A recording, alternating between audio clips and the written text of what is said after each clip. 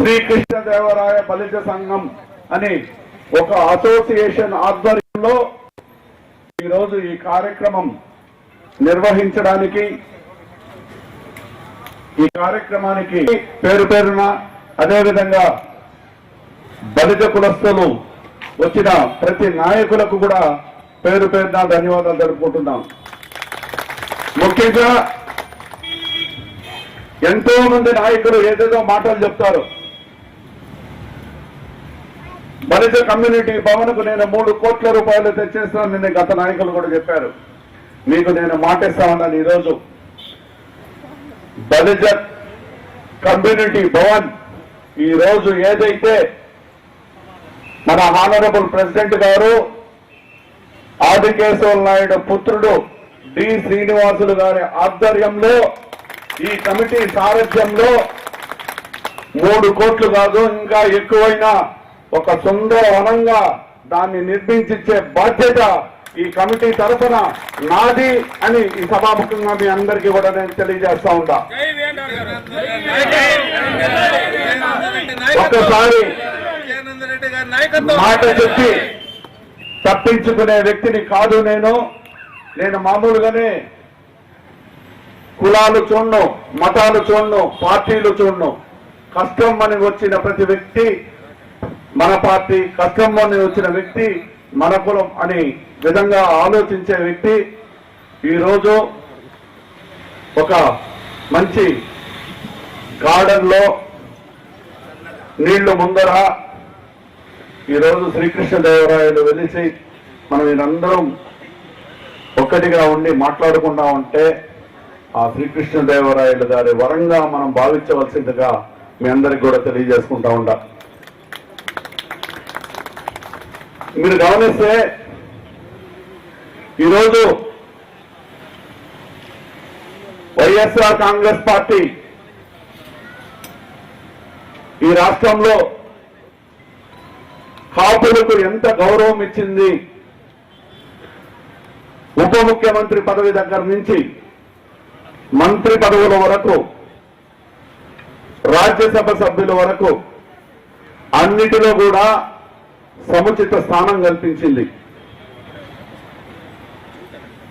అదేవిధంగా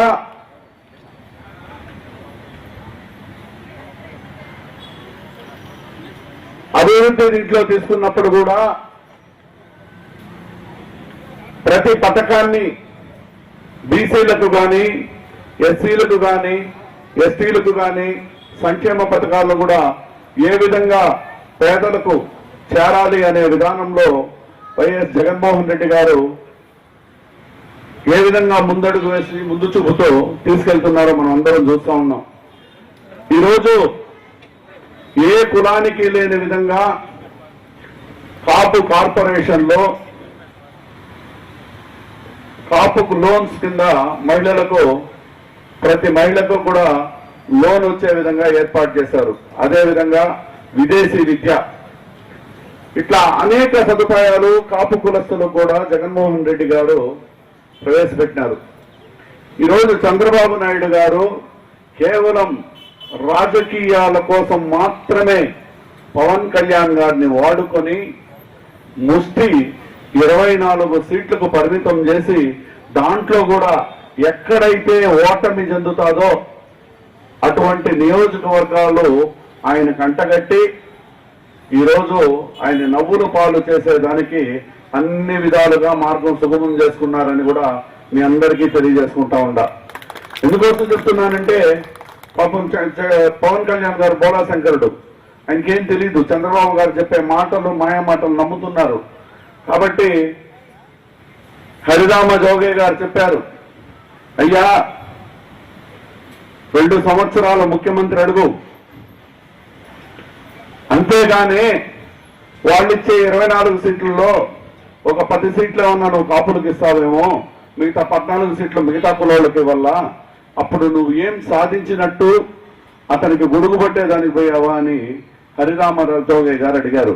కనీసం ఒక 60 సీట్లు నీకు ఇచ్చి దాంట్లో ఒక 30 సీట్లు నువ్వు కాపులకు ఇస్తే, నీకు 2 సంవత్సరాల ముఖ్యమంత్రి పదవిస్తే అప్పుడు నువ్వు కాపులకు న్యాయం చేయగలుగుతావు. కానీ నీకు ఇచ్చిన 24 సీట్లలో నువ్వేం చేయగలవని హరిరామ్ జోగయ్య గారు అడిగితే వెంటనే తెలుగుదేశం పార్టీ వాళ్ళు అనేక రకమైన తెలుగుదేశం పార్టీలో నుంచి జనసేనలో కొంతమంది కోవట్లు, జనసేనలోనే తెలుగుదేశం పార్టీ వాళ్ళు కోవట్లు ఉన్నారు.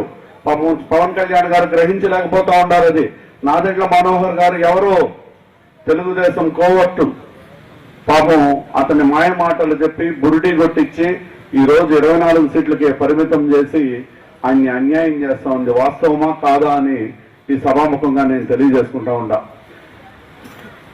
ఈరోజు హరిరామ జోగయ్య గారిని